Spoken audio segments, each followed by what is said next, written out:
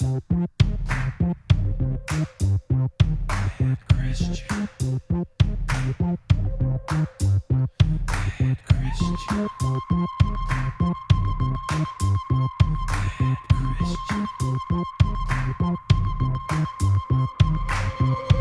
is the pod you've always wanted to hear.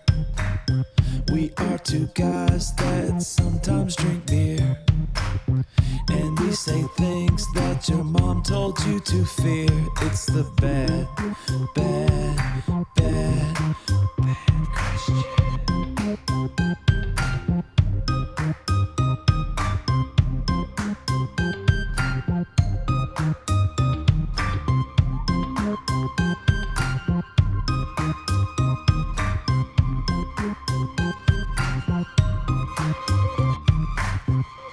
Hiring can feel like trying to find a needle in a haystack, but when you post a job on ZipRecruiter, their matching technology finds these qualified candidates for you and invites them to apply. So, while other companies give you too many options, ZipRecruiter finds you the needle in the haystack. And right now, you can try ZipRecruiter for free at ZipRecruiter.com/badchristian. And today's show is brought to you by Marriage Supply, the number one adult sex toy company in the world, according to Bad Christians in the world, and mainly just me and Matt. Go there right now. Bad Christian. Yeah. Go there right now. No porn on the site and some really cool products. We got some new products on there, so go check it out. All right.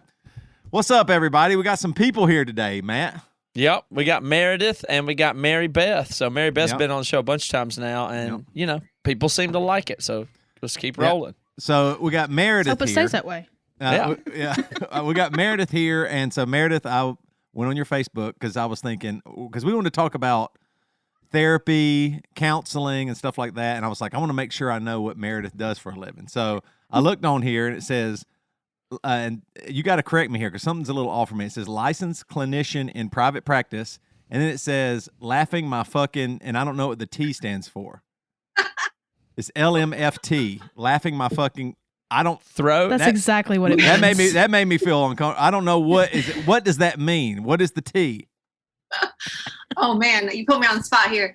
Do you want the serious answer or the I can't even think of something answer? Yeah, well, let's go with serious. It stands for licensed marriage and family therapist. Oh, okay, So that makes sense. That makes a lot of sense. Okay. Also, I also went to Meredith's about, and I have some questions. Are you sorry to put you on the spot here? Okay, here's what's cool.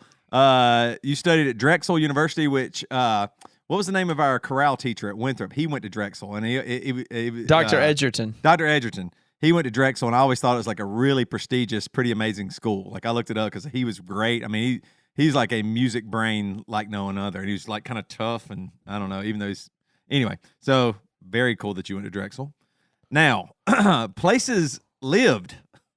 So you're in Philadelphia now, but then you go back to 2006, and 2006 was a hell of a year for you because it says you lived in Amman, Jordan, Azraq, Jordan, Paris, France, and Geneva, Switzerland. You lived in all those places in 2006? Correct. It's called YWAM, Youth with a Mission. Oh, there we go. That makes sense. Wow, we have some friends that did that. How was your experience overall? We had some friends. I've had friends that loved it and it was great and even encouraged their faith. And then I had some people that like became atheists after. Overall, my experience was pretty great. It was pretty unique because in my little program, we only had like 4 people, and usually those things have like, 50. So there were some things about that was really awesome. I got really close to everybody, and I met some amazing people actually in Jordan. It really I still keep in touch with some of the kids that I taught English to there, but there's definitely some things in hindsight that I look back on and I'm like, oh, that was kind of, I don't know, like times when we felt pushed to like speak in tongues and stuff that I'd never done, and still don't really know if I believe that actually happened. But Meredith, I see you got a nice mic there. Are you sure that that's what's hooked to Zoom? I might hear your internal mic if you don't mind checking. And if it doesn't, that's fine the way it sounds, but it doesn't. I don't mind checking, and I can, would it be better if I just unplugged it? If you just click on the little Zoom thing there, if it shows your microphone, if it's on it, it's fine. At the bottom left, there's like a little arrow beside The Oh, microphone? yeah, it says built-in microphone. So I guess I should click on the USB on it. Yeah. Okay. Thank you. Okay. Yeah. There you go. That's a different Meredith. Okay. Okay, perfect. Toby, start over again. What's the LMFT thing? Laughing my fucking. Yes. So let me introduce Meredith from what I understand and know about her. First of all, when did you join the BC Club? You've been in this world, and this is known as the world where Marriage Supply is the largest sex toy in the world. Right, In that yeah, yeah. world, how long have you been in that world? I joined in, I want to say like early 2018. So I joined right before y'all had the first con, and unfortunately I missed that, but that was when I got in the club and involved. Right after the first one, and then you were at the second one. Yes, I was at the second one. Yeah. Great. And Mary Beth, did you go to both? Yes, I did. You were at both. Excellent. Yes. Cool. They seem like so long ago, and it's weird. Like almost nothing's changed since then. yeah, it's just Yeah. Virtually nothing. It's the same old, same old. There was the thing about the pandemic that was really weird because we were in the process of planning a BC Con at that time, and it was not. I mean, we didn't want to. It was after Joey had left and things were just didn't make sense almost, and so we were thinking, how are we going to pull off this at this time, and how are we going to do this? But we got it, and we were working on it. We had it planned and a bunch of stuff going, but it was really in my mind like a big question mark of does this even make sense? And then the pandemic happened, so we kind of got out of it free without having to worry about it. But now I'm feeling motivated again. I'm going to totally redesign it and do it a totally different way. Like, now I'm feeling great again. So I guess sometime this year we'll put something together. I mean, live events now are going to have a whole new specialness. So I'm not sure what our event will actually be, but I think there's definitely something to do. It's going to be one giant sponsored orgy by Marriage Supply. Yeah. That's exactly what it's going to be. That sounds. I can see it now. That sounds interesting. Certainly. I think yes. the thing that I saw at the last one was I just liked how everybody just would go hang out with each other, and that felt like one of the most important things. And I think we should that's one of the big changes. I think more just everybody hanging out, having a good, because whenever that was happening, like karaoke and just partying, having a few drinks and all that stuff, that was just so fun because it felt like everybody's finally in person. So I don't want to take away from that. You know what I mean? Can you think, imagine being in the Dallas Con bathroom during a pandemic? Mm-hmm. Just when you think it couldn't get worse, it could. That stuff in that absolutely bathroom could. might have saved your life from COVID. It that could was kill honestly, COVID. Exactly. That's what made me as healthy as I am. And also, there's for this year, if we do it, we could. There's, one thing we were thinking is throwing some kind of event at Furnace Fest. That's the biggest in-person event. So we're thinking about getting there early and having some kind of mixer gathering or some idea like that on Thursday night. Yeah. So we're looking into that a little bit. We don't have a venue or anything. But I'm talking to the Furnace Fest people and stuff like that. So we're going to try and see what venues and things are there. And maybe we can have some kind of get together and at least unofficial con-like thing. But I think a lot of our people are going to be at Furnace Fest. So I'm looking really forward to. I just think that event's going to be insane because so many people will be there to hang out. It's going to be like hanging. You know how you hang out post-pandemic and it's a little awkward a little bit? Yeah. It's not going to be then. By the time there's that not. much social energy happening at once, it will not be weird. It's there'll be a critical density, I think.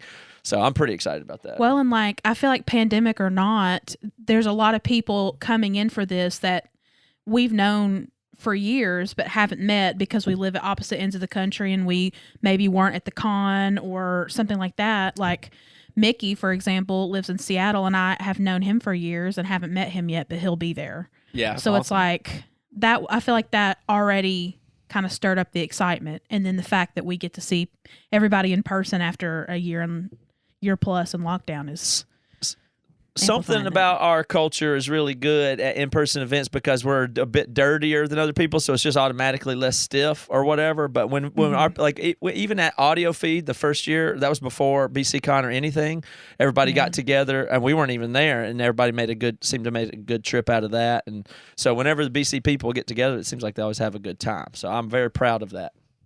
Audio feed always weirds me out because we went to audio feed.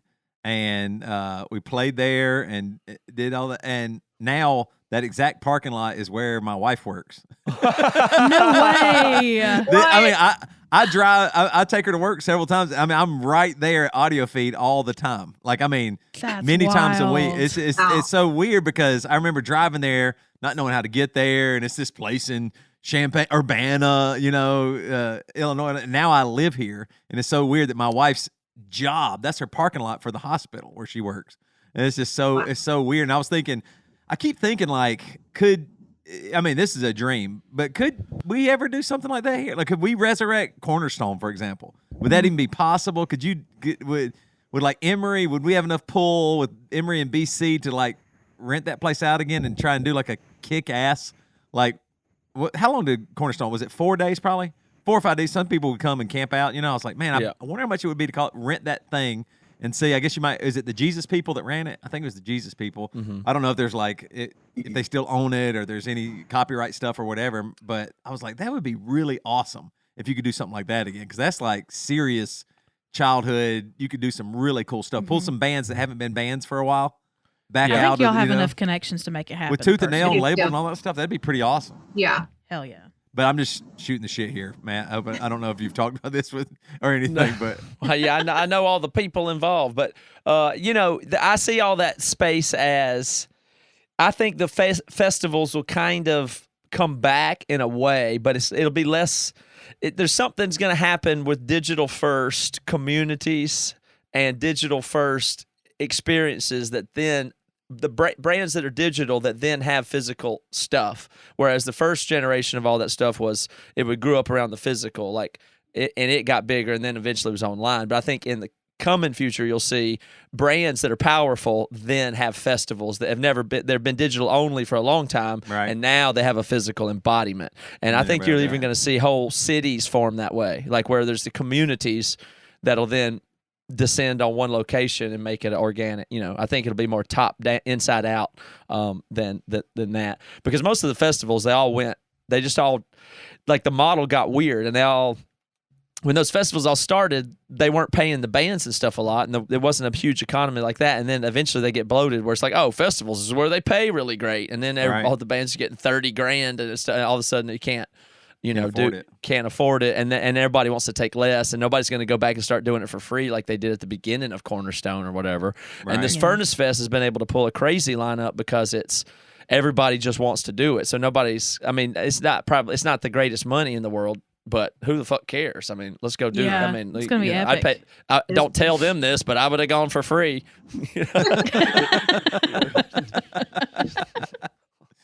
Did y'all, Meredith, Mary Beth? I don't think you did. When did y'all start going to shows? Like, when did y'all start getting into like a scene or rock shows or whatever? Because Matt and I didn't go in high school and all. Like, we didn't start going to rock shows until College, mid-20s. Yeah. Yeah. That was probably for me. I mean, I think I maybe went to 2 or 3 concerts total before college.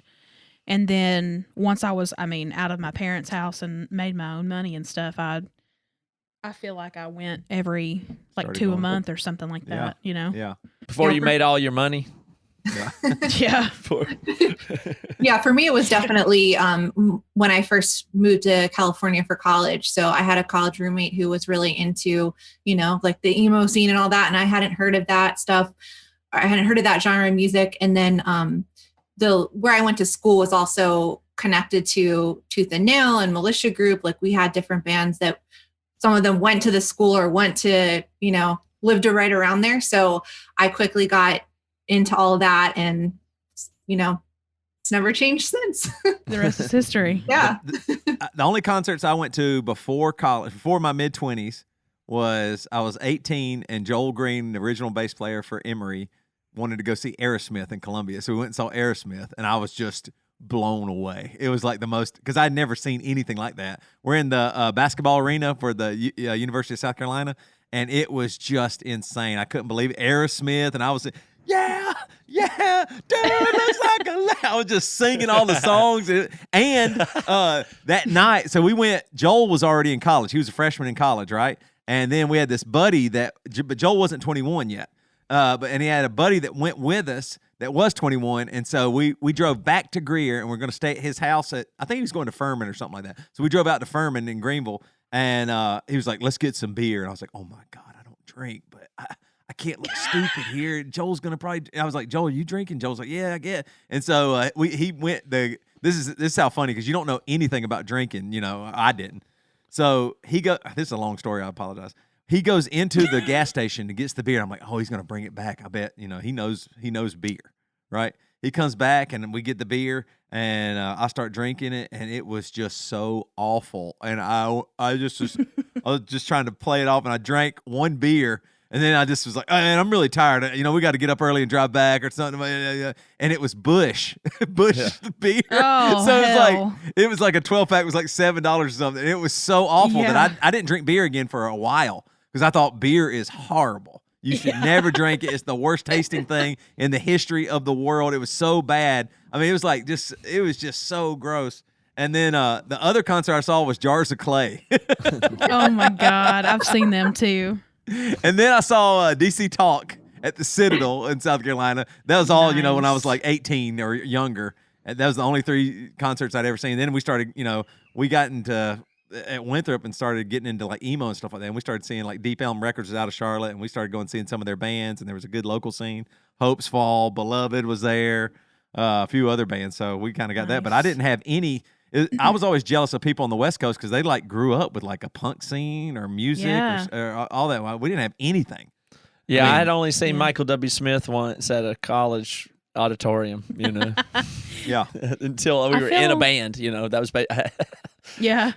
I feel like I had an opposite experience from Toby. Like, the only concerts I had ever been to were the big ones, because we have the University of Tennessee's in Knoxville. So they have the big arena, and so only like super big names would come to this arena. So I saw like Hannah Montana. Nice. And that's probably pretty cool, actually. And I saw the Cheetah Girls. And those were like my 2 concerts, and they were, in this huge stadium. And then when I started going to the smaller shows, I was like, dude, this is fucking awesome. Like, I much prefer this, and obviously the music's better. So yeah. It's so funny thinking back to then. I can remember going to circuses, and I rode an elephant. Like at the Greenville, but that's probably illegal now, right? Like, they don't do that stuff anymore. It probably is. I mean, I'm thinking back to the '80s with circuses. It was probably terrible what they did to those animals, especially elephants, because elephants are ultra smart, right? Yeah, they have the elephants and blue whales have their brain size compared to their mass is, I think, larger than ours. So we don't really know how smart they are. Shit. But they show up on an index of like how much brain matter for size that's like, above us. Yeah. So an elephant like walks up to me and goes, "Oh, we could communicate." And I go, "I want to ride you." Yeah, and you just a piece of shit. Let me get on you. Yeah. Let me ride you around with these 1,000 people staring at us. I feel like that's our approach to most animals at this point. Larger animals, anyways. That's why we probably can't populate the universe, because we'll get to some planet and try and ride on somebody. Hey, look at that thing. That's cool. I'm all right. Let me get a picture with this. Oh my God. Hurry, take a selfie. Yeah, I know. So Meredith, we wanted to have you on. Okay, so I want you to explain a little bit about what you do first, because I was just wanting to talk. I was thinking about just therapy and what, like with COVID, we were talking earlier. I'm certain it's changed a lot, because I bet the in-person stuff didn't happen. But maybe you can just tell us a little bit about what you do first. Sure. Yeah. So I'm a licensed therapist. I have my own practice, and now I'm working fully remote. So I was seeing people in the office before the pandemic, and I've been online since then, and I'm going to stay online at least through the end of the year. But I work with individuals. I work, with adults, so young adults through, as old as you can get. And I do primarily trauma treatment and emotion regulation treatment, specializing in something called DBT, dialectical behavior therapy. So I've been working for myself has been really great. I've been doing that for a couple of years now, but full time for myself for almost a year this summer. Oh, wow. What caused that? Had you been wanting to do that, or did COVID speed that up, or what? Because that happened during COVID, I guess. Yeah. I think COVID did definitely speed that up. The other job I had while COVID happened was a great job, but I just couldn't keep doing both. And and giving both jobs the degree of effort and care that they needed. So it kind of worked out to just both myself and my former boss agreed to mutually part ways, and it was on good terms. But it was certainly unexpected. I hadn't been planning that. It just became a lot harder to work remotely because I was, going through the pandemic as well personally, and then trying to do therapy in this way that I wasn't used to, didn't sign up to do, and felt initially like I was working without one of my, 5 senses, in a way that was like the best way I could describe it. Tell us about dialectical therapy. How is that different than just regular? What would you call the regular psychotherapy? Just regular talk therapy? Yeah, for sure. So dialectical behavior therapy, it is a behavior therapy. So in some ways, there's a lot of similarities with cognitive behavioral therapy. It does focus on, changing behavior, changing thoughts. But the thing that makes CBT different is there's a big focus on having a dialectical approach. There's a lot of focus on validation and, mindfulness, practicing acceptance. So there's like a core dialectic in dialectical behavior therapy of acceptance and change. So we're really trying to help clients increase their ability to radically accept a lot of things, that might be interfering with their well-being, as well as what to change that's, quality of life interfering or life-threatening. So it's a treatment it's evidence-based. It's very comprehensive. If you're doing the true DBT, you're in individual therapy weekly, you're in skills group weekly, and you get phone coaching. So it's a branch of CBT. Yes. It's closely related to CBT, but it's different. And it was developed for clients that were severely emotionally dysregulated, that weren't responding well to CBT because it was missing that validation piece and the acceptance piece. So the founder, the developer, which it started in Seattle, she lives in Seattle. I'm trying to think if it fully originated there, but it's based in Seattle. She herself was struggling with a lot of these problems. And then kind of from there, it developed, and she developed this whole new treatment. So it's pretty intense. But I do love it.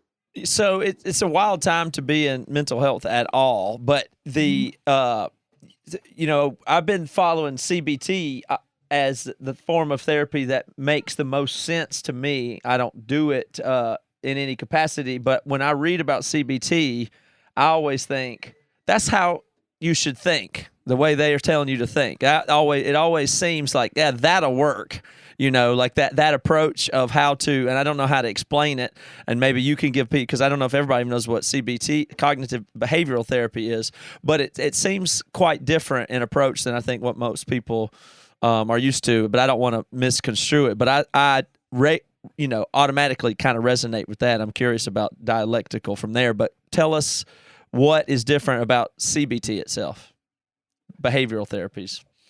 Sure. So, CBT definitely, it is a behavior therapy. Obviously, I think it focuses more on changing the cognitive part.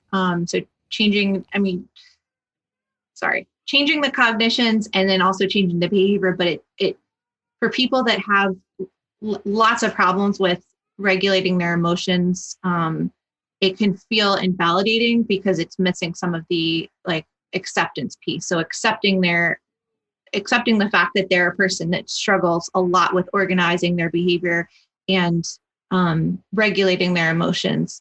A lot of times people that are in DBT are highly sensitive and also very emotionally reactive. It takes them longer to return to an emotional baseline, and they oftentimes come from a chronically invalidating environment. So those two things combined transactionally can lead to this severe behavioral and emotional dysregulation. So if they're in CBT, they oftentimes feel like they can unfortunately feel invalidated because they're not getting the dialectical component of validating that their emotions and behaviors make sense, even if they're not effective. Let's And do an example of that. So somebody might go into CBT because they are dysregulated in some way, but let's come up with a example way. And then what would it be not validated and validated in that?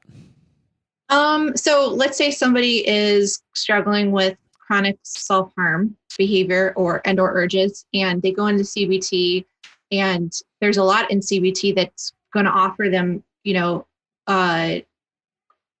great support, and that's helpful, but it may And the things it would offer though would be stuff like CBT would tell the person that's struggling with self-harm urges to do what? It might work with them on cognitive modification. So like trying to change their thoughts, counter their thoughts, challenge their thoughts. It might try to behavior activation. So like changing your behavior, which is some of it is really effective. And that is a part of DBT too. But what's different in DBT is we would also look very specifically at what's the function of that self-harm behavior and urges, and validate that those urges and behaviors make sense and are valid in a way, in the sense that they're trying to solve a problem. They're trying to decrease really uncomfortable and painful emotions. And it would also bring, here's the dialectic part, that you need to change that, because that kind of way of coping isn't going to be effective to having a life worth living in the long term. So it's that acceptance and change piece of like, I'm going to validate that when you're in that much pain, having those kind of using those behaviors is what you're trying to do to feel better and cope. You're not a bad person, but it's not effective for having a good life.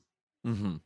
I think, that makes a lot of sense to me. Matt and I have read that book by Trevor Moawad, and he talks about being neutral, but he talks about looking at your validating that something bad has happened, but moving past it, and how much the validation actually matters, because maybe that's what you're saying with like CBT. It might help fix those symptoms or whatever, but you need validation that, wait, I'm harming myself, or I'm feeling this way, or I'm struggling here because something real. You are trying to solve a problem, and like you said, so that makes a lot of sense, because I think maybe a lot of times you get past that because you just want to get to the healing, as opposed to figuring out what's at the bottom down there that's causing all this.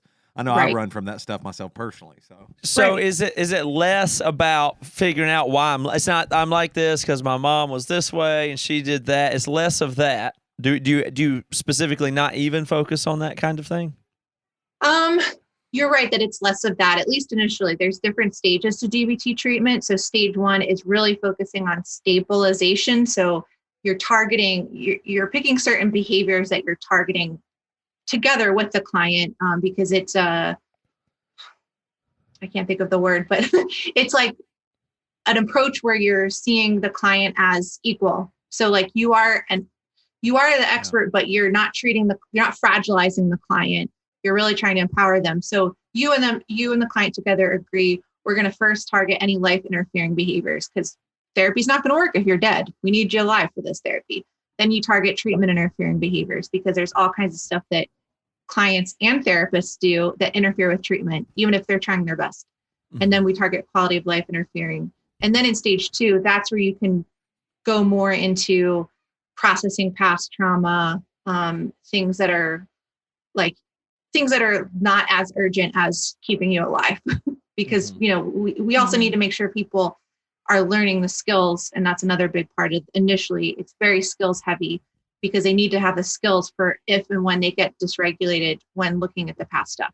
Yeah. It's not about if I sort it out and understand myself well, and this person validates me and tells me I'm good, then I'll feel better and then I'll act better. You have to actually develop skills. And and is that because trauma, the trauma itself often derails a person's development in itself?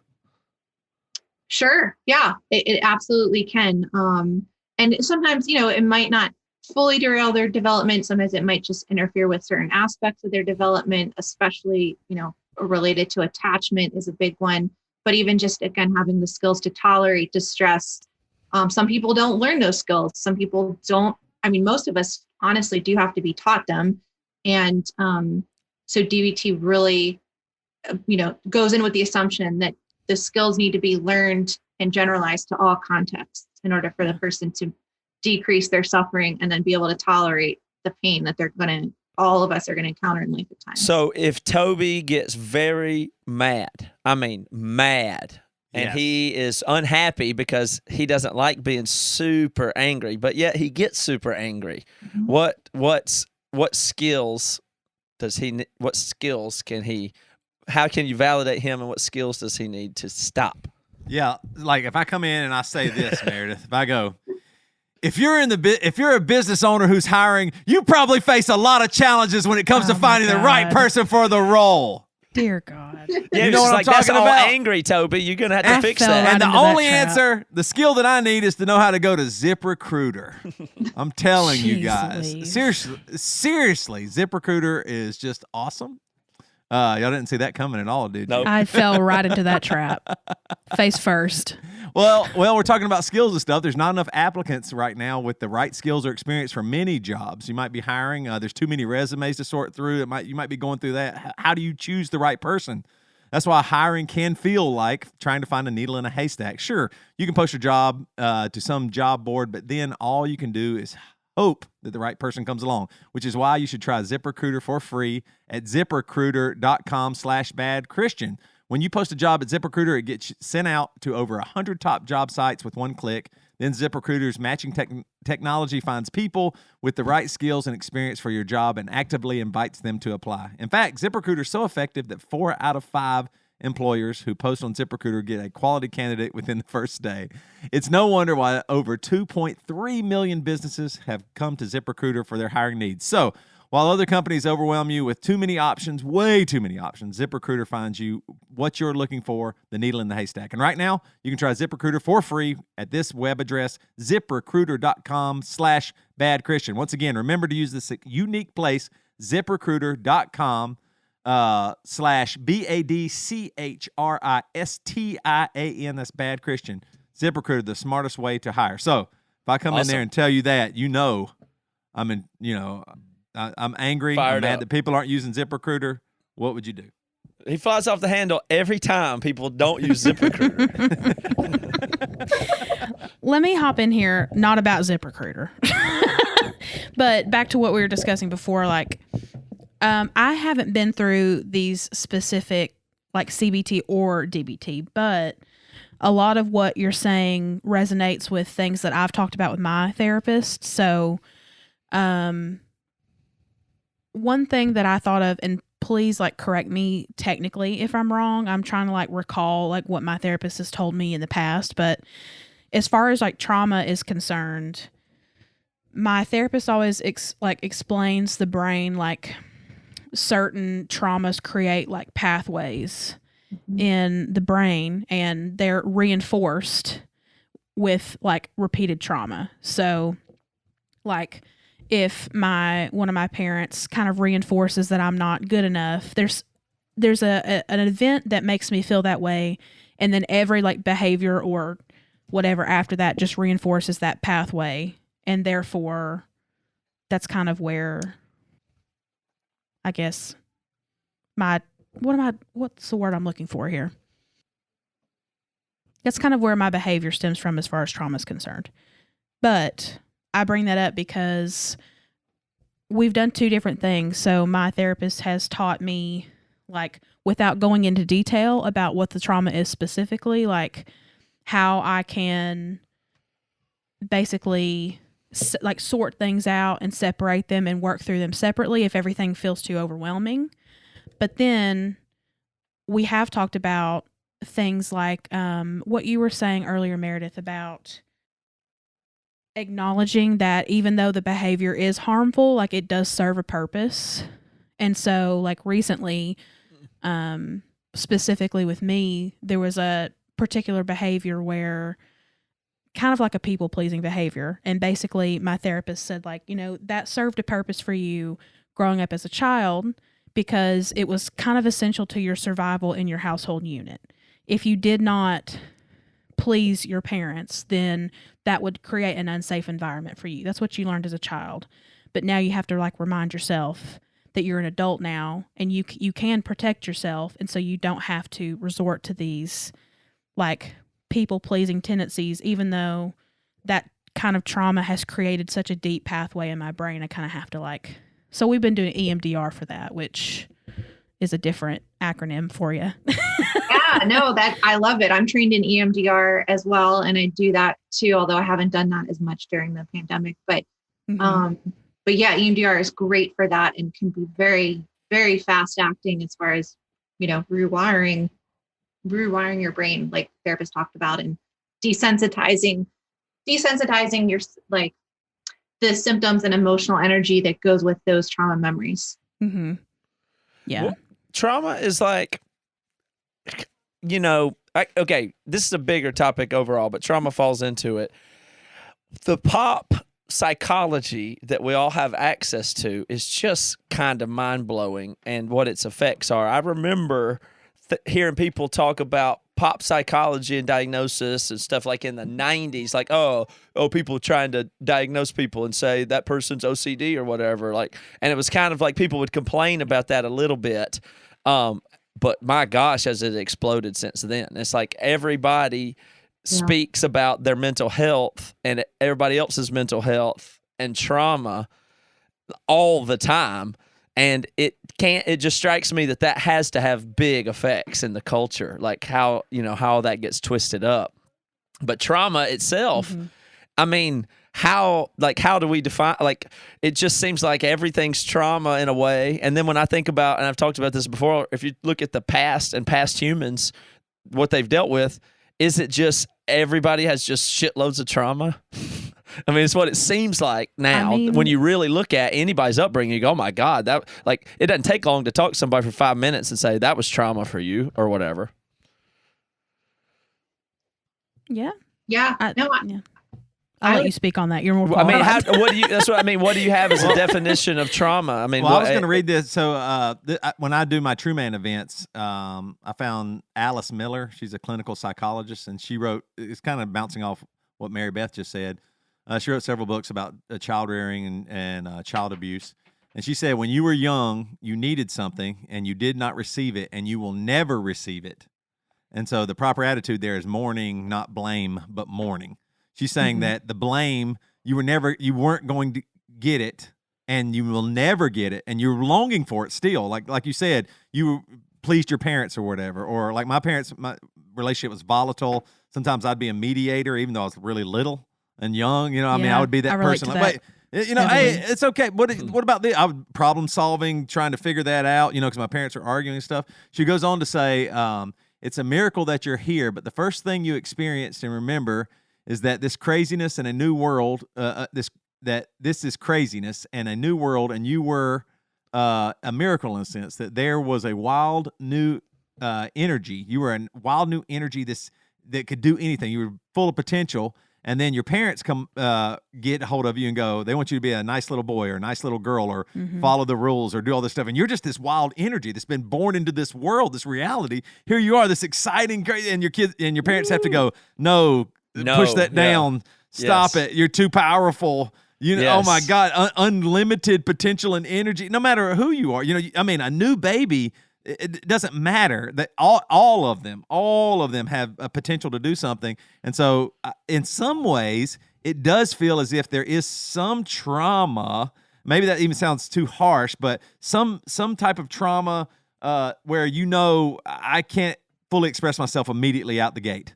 I can't explore completely. I can't be totally free. I can't, and especially, like growing up in the Christian world and stuff like that, there was a lot of rules and stuff. And so I thought that was really interesting. What she said is there is something there right from the beginning that you don't get something that you even knew to hope for or want, even at a young age. You know what I mean? Yeah. Meredith, what's your definition of trauma? Yeah, absolutely. I would agree with all that, Toby. So trauma, I would say it's an event that it's not always something that feels life-threatening, or that is life-threatening, but it's usually an event that fully overwhelms your body's nervous system to a point where you're in like a fight, flight, or freeze mode. There's, more nuance that we could go into with that. But something to keep in mind is that one thing that might be traumatic to one person may not be to another person. Sometimes I'll describe it as like big T or little T trauma. And that, each person can experience it differently. I hear what you're saying though, too, about it seems like in some ways everything's trauma. And I do tend to be, as much as I want to like, and am very supportive of everybody seeing what that means to them. I tend to be a little bit more conservative before just saying like, that's trauma, that's OCD, that's, That's great. I think that can start to dilute some of the meaning of those things. But again, that being said, there's probably some things that have happened to me that profoundly affected me that to someone else, they might be like, whatever. And, and then there's other things that, that are, I don't know, vice versa, you could say. So it can very much depend on the biology of the person too, like what's going to cause like an overwhelm or interruption with their system. The overwhelm is an interesting way of looking at it. Or maybe the big T and little t is good, but it does seem weird to me that people just it's not that they overuse the word, because I have a more extreme point of view.